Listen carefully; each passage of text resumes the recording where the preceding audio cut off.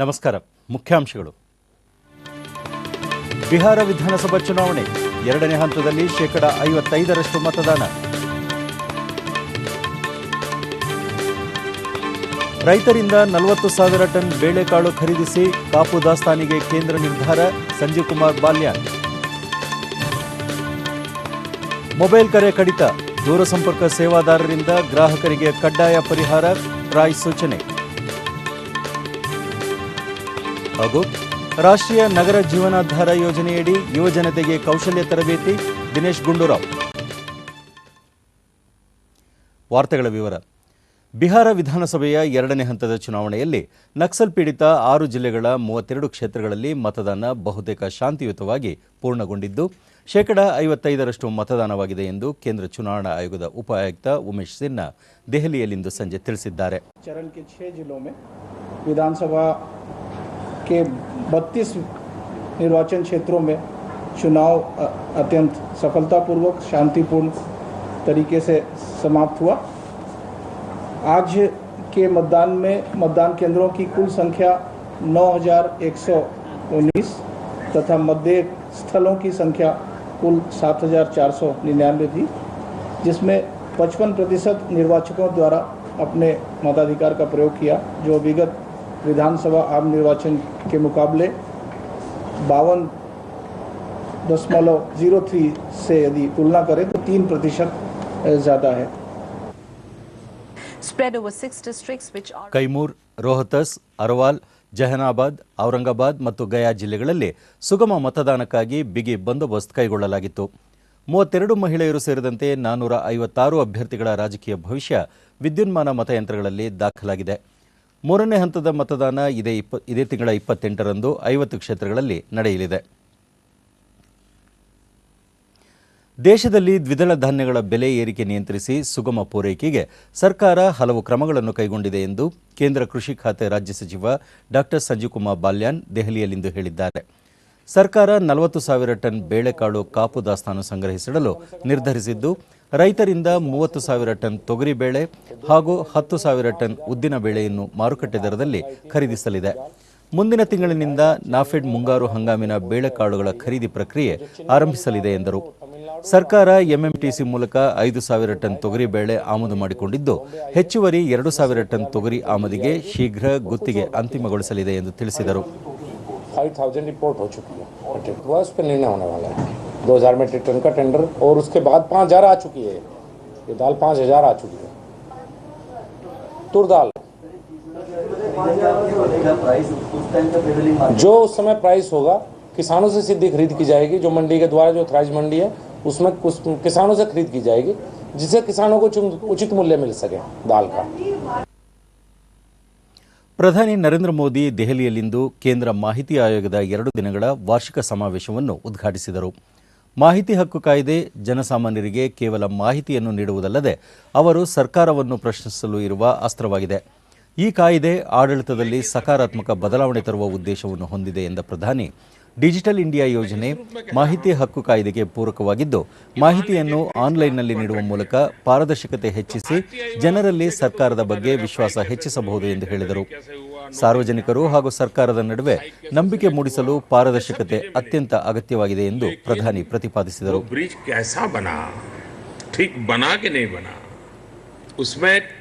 कमियां है कि ठीक हुआ, समय पे हुआ कि नहीं हुआ, इन चीजों की तरफ अब ध्यान देने का समय आया है. तो हम प्रोसेस पर जितना ध्यान देते हैं आरटीआई के द्वारा, एक समय वो भी चाहिए कि जो प्रोडक्ट पर भी उतना ही ट्रांसपेरेंसी लाएं, तब जाकर के बदलाव आता है. चैलेंजेस. ಕೇಂದ್ರ ಹಣಕಾಸು ಸಚಿವ ಅರುಣ್ ಜೇಟ್ಲಿ ಮಾಹಿತಿ ಹಕ್ಕು ಚಲಾವಣೆ ಹಾಗೂ ಕಾಯ್ದೆ ಅನುಷ್ಠಾನದಲ್ಲಿನ ದುರುಪಯೋಗದ ನಡುವೆ ಸಮತೋಲನದ ಸವಾಲು ನಿಭಾಯಿಸಲು ಆಡಳಿತ ತನ್ನ ಬುದ್ಧಿವಂತಿಕೆ ಬಳಸಬೇಕಾಗಿದೆ ಎಂದರು. And whatever are the evolutions which take place either by virtue of case law being developed by the institution or by superior courts or further improvements by a legislative intervention, I think our wisdom will certainly prevail, and this act, which has been of a great utility to the society itself, will certainly continue to mature and continue to grow. ಈ ತಿಂಗಳ ಅಂತ್ಯದೊಳಗೆ ನಾಗರಿಕ ವಿಮಾನಯಾನ curd ನೀತಿ ಪ್ರಕಟಿಸಲಾಗುವುದು ಎಂದು ಕೇಂದ್ರ ನಾಗರಿಕ ವಿಮಾನಯಾನ ಸಚಿವ ಅಶೋಕ್ ಗಜಪತಿರಾಜು ಹೇಳಿದ್ದಾರೆ. ದೆಹಲಿಯಲ್ಲಿಂದು ಸಿವಿಲ್ ಹೆಲಿಕಾಪ್ಟರ್ ಸಮಾವೇಶ ಉದ್ಘಾಟಿಸಿದ ನಂತರ ಮಾತನಾಡಿದ ಅವರು, ಮುಂದಿನ ವರ್ಷದ ಜೂನ್ ವೇಳೆಗೆ ದೆಹಲಿಯಲ್ಲಿ ಖಾಸಗಿ ಹೆಲಿಕಾಪ್ಟರ್ ಸೇವೆ ಆರಂಭವಾಗಲಿದೆ ಎಂದರು. What we will do is we'll give some time, say 10 days time or so for any stakeholder, not only stakeholders, any citizen.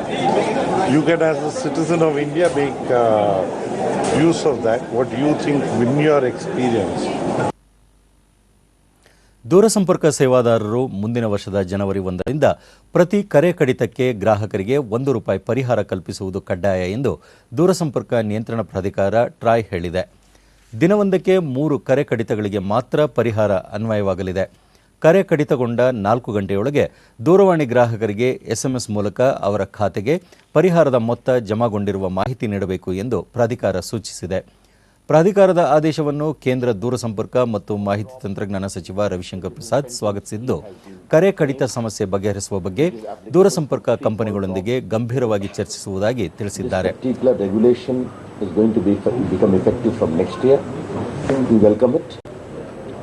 We hope it will go a long way in addressing the concerns of the consumers.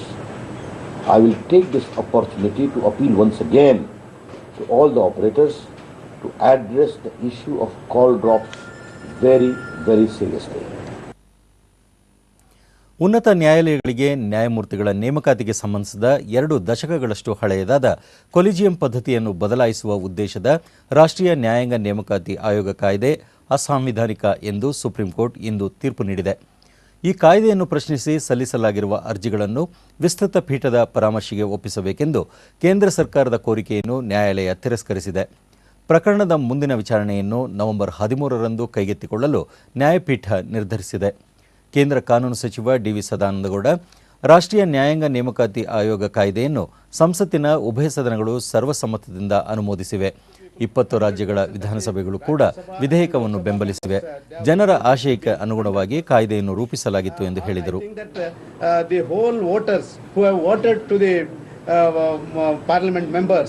Certainly, they have been represented by the parliament members. Even the state legislature, 20 states, they have legislators have supported the bill. So, will of the people has been properly represented by the government. And as far as the further steps and other things are concerned, I will come back to you only after going to the text in detail.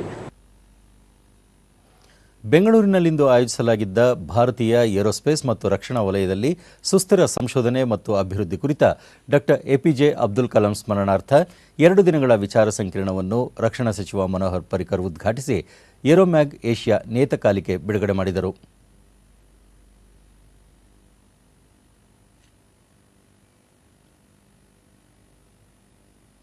ನಂತರ ಅವರು ಮಹತ್ವಾಕಾಂಕ್ಷಿ make in India ಕಾರ್ಯಕ್ರಮದಡಿ ರಕ್ಷಣಾ ಮತ್ತು aerospace ಉತ್ಪನ್ನಗಳ ದೇಶೀಯ ಉತ್ಪಾದನೆಗೆ ಸರ್ಕಾರ ವಿಶೇಷ ಗಮನ ಹರಿಸಿದೆ ಎಂದರು.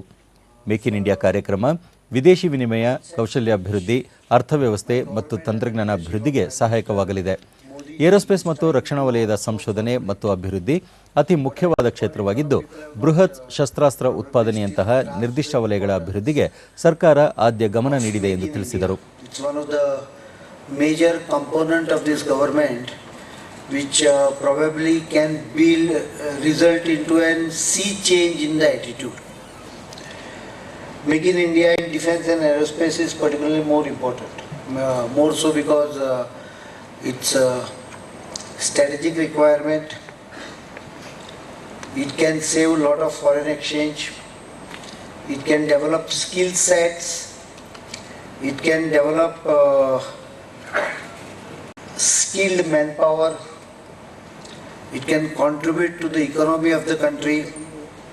It can contribute to technology. Mind you, the space and defense, these are 2 areas which, while producing something for themselves. ಮುಖ್ಯಮಂತ್ರಿ ಸಿದ್ದರಾಮಯ್ಯ ಬೆಂಗಳೂರಿನಲ್ಲಿಂದು ರಾಷ್ಟ್ರೀಯ ಪರಿಶಿಷ್ಟ ಆಯೋಗದ ಅಧ್ಯಕ್ಷ ಡಾಕ್ಟರ್ PL ಪುನಿಯಾ ಅವರನ್ನು ಭೇಟಿ ಮಾಡಿ ಮಾತುಕತೆ ನಡೆಸಿದರು. ಪ್ರಾಥಮಿಕ ಶಿಕ್ಷಣ ಇಲಾಖೆಗೆ ಸಂಬಂಧಿಸಿ ಪರಾಮರ್ಶೆ ಸಭೆ ನಡೆಸಿದ ಮುಖ್ಯಮಂತ್ರಿ ವಿವಿಧ ವಿಷಯಗಳ ಕುರಿತು ಚರ್ಚಿಸಿದರು. ಇದಕ್ಕೂ ಮುನ್ನ ಗೃಹ ಕಚೇರಿಯಲ್ಲಿ ಸಾರ್ವಜನಿಕರಿಂದ ಅಹವಾಲು ಸ್ವೀಕರಿಸಿದರು.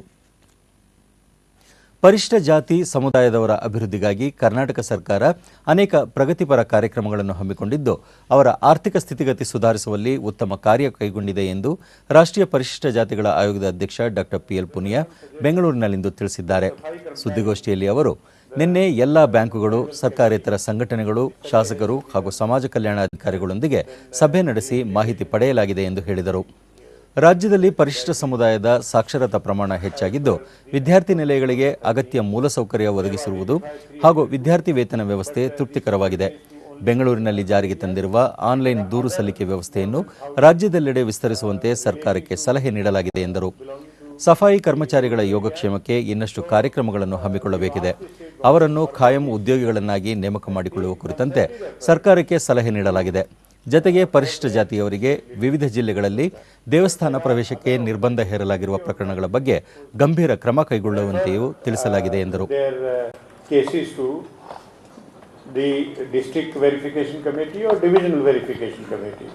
So there must be much more number. I mentioned it to Honorable Chief Minister also. He said that priority should be given to such cases and early inquiry, conclusion of inquiry should be. ರಾಷ್ಟ್ರೀಯ ನಗರ ಜೀವನೋಪಾಯ mission ಅಡಿ ವಿವಿಧ ಕೈಗಾರಿಕಾ ಸಂಘಗಳ ಜತೆಗೂಡಿ ನಿರುದ್ಯೋಗಿ ಯುವ ಸಮುದಾಯಕ್ಕೆ ಕೌಶಲ್ಯ ತರಬೇತಿ ನೀಡಲು ಸರ್ಕಾರ ಮುಂದಾಗಿದೆ ಎಂದು ಆಹಾರ ಮತ್ತು ನಾಗರಿಕ ಪೂರೈಕೆ ಸಚಿವ ದಿನೇಶ್ ಗುಂಡೂರಾವ್ ಬೆಂಗಳೂರಿನಲ್ಲಿಂದು ಹೇಳಿದ್ದಾರೆ. ನಿರುದ್ಯೋಗಿ ಯುವಕರು ಸಾಕಷ್ಟು ಸಂಖ್ಯೆಯಲ್ಲಿದ್ದಾರೆ. ಆದರೆ ಅವರಲ್ಲಿ ಕೌಶಲ್ಯ ಇಲ್ಲದಿರುವುದರಿಂದ ಉದ್ಯೋಗ ಸಿಗುತ್ತಿಲ್ಲ. ಈ ನಿಟ್ಟಿನಲ್ಲಿ ನಿರುದ್ಯೋಗಿ ಯುವಜನತೆಗೆ ಉದ್ಯೋಗ ಕಲ್ಪಿಸಲು ಸರ್ಕಾರ ಮುಂದಾಗಿದ್ದು ಕಾಸಿಯಾ, ಕೆಎಸ್ಐಡಿಸಿ ಸೇರಿದಂತೆ ವಿವಿಧ ಸಂಸ್ಥೆಗಳ ಮೂಲಕ ತರಬೇತಿ ನೀಡಲಾಗುವುದು ಎಂದರು. ಮತ್ತು ಅವರ ಮಟ್ಟದಲ್ಲಿ ಟ್ರೈನಿಂಗ್ ಅನ್ನು ಕೊಡಿಸಿದ್ರೆ ಈ ಸರ್ಕಾರ ಯೋಜನೆ ಏನಿದೆ ಅದು ಸ್ಟೈಪೆಂಡ್ ಕೊಡುವಂಥದ್ದಾಗಿರ್ಬೋದು, ಟ್ರೈನಿಂಗ್ ಖರ್ಚು ಏನಿದೆ ಅದನ್ನು ನಾವು ಸರ್ಕಾರದಿಂದ ಭರಿಸಿ ಇಂಡಸ್ಟ್ರಿ ಮಟ್ಟದಲ್ಲೇ ಅವರಿಗೆ ಟ್ರೈನಿಂಗ್ ಕೊಡುವಂಥದ್ದಕ್ಕೆ ಒಂದು ಪ್ರಯತ್ನ ಇದೆ. ಯಾಕೆ ಈಗ ಕಾಸಿಯಾದವರು ಕೂಡ ಆ್ಯಕ್ಷನ್ ಪ್ಲ್ಯಾನ್ ಒಂದು ತಯಾರು ಮಾಡಿಕೊಟ್ಟಿದ್ದಾರೆ. ಯಾವ್ಯಾವ ಥರ ಜನ ಅವ್ರಿಗೆ ಬೇಕು ಅಂತ ಮತ್ತು ಎಲ್ಲೆಲ್ಲಿ ಟ್ರೈನಿಂಗ್ ಕೊಡೋಕ್ಕೆ ಸಾಧ್ಯ ಆಗುತ್ತೆ ಅವರು ಕೂಡ ಕೊಟ್ಟಿದ್ದಾರೆ. ಸೊ ಇದನ್ನು ಸರ್ಕಾರದ ಮತ್ತು ಅವ್ರ ಜೊತೆಲಿ ಒಂದು MOU ಮಾಡ್ಕೊಳ್ಳೋದಕ್ಕೆ ಒಂದು ಪ್ರಯತ್ನ ಮಾಡಿ ಇದು ಒಂದು ಪ್ರಯತ್ನ ಮತ್ತು ಕೂಡ ಇಲ್ಲ. ಬಳಿಕ ಸುದ್ದಿಗಾರರೊಂದಿಗೆ ಪಕ್ಷದ ಹಿರಿಯ ನಾಯಕ SM ಕೃಷ್ಣ ಅವರು AICC ಅಧ್ಯಕ್ಷೆ ಸೋನಿಯಾ ಗಾಂಧಿ ಅವರನ್ನು ಭೇಟಿ ಮಾಡಿರುವುದಕ್ಕೆ ವಿಶೇಷ ಅರ್ಥ ಕಲ್ಪಿಸಬೇಕಿಲ್ಲ. ರಾಜ್ಯದಲ್ಲಿ ನಾಯಕತ್ವ ಬದಲಾವಣೆಯಾಗಲಿದೆ ಎನ್ನುವುದು ಕೇವಲ ಊಹಾಪೋಹ. ಪಕ್ಷದ ಮಟ್ಟದಲ್ಲೂ ಈ ರೀತಿಯ ಚರ್ಚೆಗಳು ನಡೆದಿಲ್ಲ. ಮುಖ್ಯಮಂತ್ರಿ ಸಿದ್ದರಾಮಯ್ಯ ಅವರೇ ಮುಂದುವರಿಯಲಿದ್ದಾರೆ ಎಂದರು. ಅದರಿಂದ ಏನೇ ವ್ಯತ್ಯಾಸಗಳಿದ್ದು ಕೂಡ ಅದನ್ನು ಮಾತುಕತೆ ಮುಖಾಂತರ ಬಗೆಹರಿಸ್ಕೊಳ್ತಕ್ಕಂಥ ಸಾಮರ್ಥ್ಯ ಶಕ್ತಿ ನಮ್ಮ ಪಕ್ಷಕ್ಕಿದೆ. ಆದರೆ ಮುಖ್ಯಮಂತ್ರಿಗಳ ಬದಲಾವಣೆ ಆಗ್ತಕ್ಕಂಥ ಪ್ರಶ್ನೆ ಅಂತೂ ಏನೂ ಇಲ್ಲ. ಅವರೇ ನಮ್ಮ ನಾಯಕರು, ಅವರೇ ಮುಖ್ಯಮಂತ್ರಿಗಳಾಗಿದ್ದಾರೆ, ಅವರೇ ಮುಂದುವರಿಸ್ಕೊಂಡು ಹೋಗ್ತಾರೆ. ವಿಶ್ವ ಆಹಾರ ದಿನದ ಅಂಗವಾಗಿ ಬೆಂಗಳೂರು ಕೃಷಿ ವಿಶ್ವವಿದ್ಯಾಲಯದ ಸಿಬ್ಬಂದಿ ತರಬೇತಿ ಘಟಕ ಸಾಮಾಜಿಕ ಭದ್ರತೆ ಮತ್ತು ಕೃಷಿ ಎಂಬ ವಿಷಯ ಕುರಿತ ವಿಚಾರ ಸಂಕಿರಣವನ್ನು ಇಂದು ಹಮ್ಮಿಕೊಂಡಿತ್ತು. ಕಾರ್ಯಕ್ರಮ ಉದ್ಘಾಟಿಸಿದ ಕೃಷಿ ವಿಶ್ವವಿದ್ಯಾಲಯದ ಶೈಕ್ಷಣಿಕ ನಿರ್ದೇಶಕ ಡಾಕ್ಟರ್ DP ಕುಮಾರ್, ದೇಶದಲ್ಲಿ ಆಹಾರ ಭದ್ರತಾ ಕಾಯ್ದೆ ಮತ್ತು ಹಸಿರು ಕ್ರಾಂತಿಯಂತಹ ಕ್ರಾಂತಿಕಾರಿ ನಿಲುವುಗಳಿಂದ 265 ದಶಲಕ್ಷ ಟನ್ ಆಹಾರ ಧಾನ್ಯ ಉತ್ಪಾದನೆಯಾಗುತ್ತಿದೆ. ರೈತರು ವೈಜ್ಞಾನಿಕವಾಗಿ ಕೃಷಿಯಲ್ಲಿ ಹೇಗೆ ತೊಡಗಿಸಿಕೊಳ್ಳಬೇಕು ಎಂಬ ಬಗ್ಗೆ ಕೃಷಿ ವಿಜ್ಞಾನಿಗಳು ಮತ್ತು ಅಧಿಕಾರಿಗಳು ಹೆಚ್ಚು ಅರಿವು ಮೂಡಿಸಬೇಕಿದೆ. ಕೃಷಿ ಉತ್ಪಾದಕತೆ ಹೆಚ್ಚಿಸುವುದು ನಮ್ಮ ಮುಂದಿರುವ ಸವಾಲಾಗಿದೆ ಎಂದರು. Production today we are 265 million tons. That's I'm talking about food grains. If you take fruits and vegetables, is another 265 million tons. We are really you have self-sufficient. We are also exporting certain things. We are able to cater. Professor Swami Buddhananda, ರಾಜ್ಯದಲ್ಲಿ ರೈತರು ಆತ್ಮಹತ್ಯೆಗೆ ಶರಣಾಗುತ್ತಿರುವುದು ದುಃಖದ ವಿಚಾರವಾಗಿದೆ.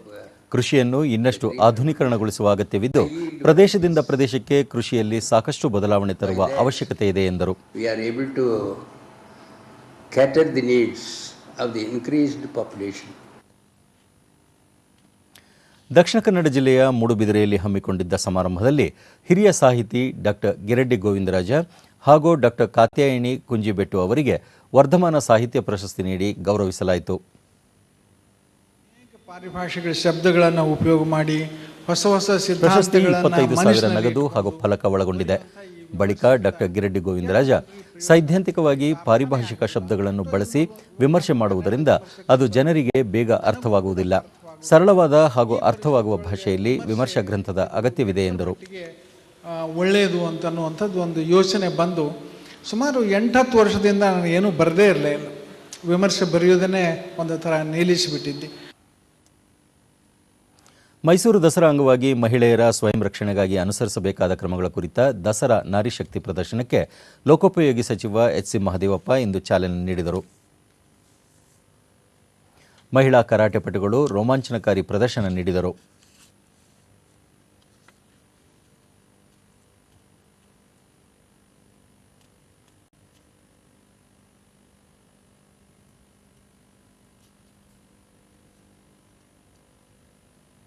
ದಸರಾ ಅಂಗವಾಗಿ ಹಮ್ಮಿಕೊಂಡಿದ್ದ cycling ಸ್ಪರ್ಧೆಗೆ ಶಾಸಕ MK. Somashekar ಚಾಲನೆ ನೀಡಿದರು.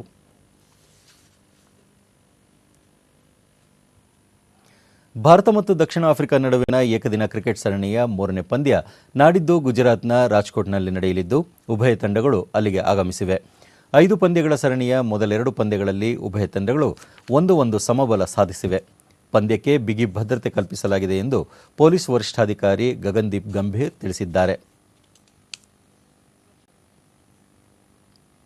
Foolproof steps for the security of the stadium, and in total we are deploying 5 SP level officers will be here, and we'll be having 24 DYSPs, 32 PI, 183 PSIs.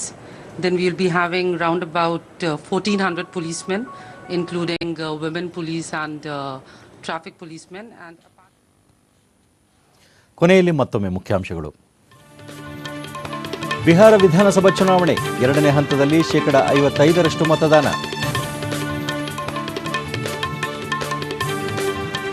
ರೈತರಿಂದ 40,000 ಟನ್ ಬೇಳೆಕಾಳು ಖರೀದಿಸಿ ಕಾಪು ದಾಸ್ತಾನಿಗೆ ಕೇಂದ್ರ ನಿರ್ಧಾರ, ಸಂಜೀವ್ ಕುಮಾರ್ ಬಾಲ್ಯಾನ್. ಮೊಬೈಲ್ ಕರೆ ಕಡಿತ, ದೂರಸಂಪರ್ಕ ಸೇವಾದಾರರಿಂದ ಗ್ರಾಹಕರಿಗೆ ಕಡ್ಡಾಯ ಪರಿಹಾರ, ಟ್ರಾಯ್ ಸೂಚನೆ.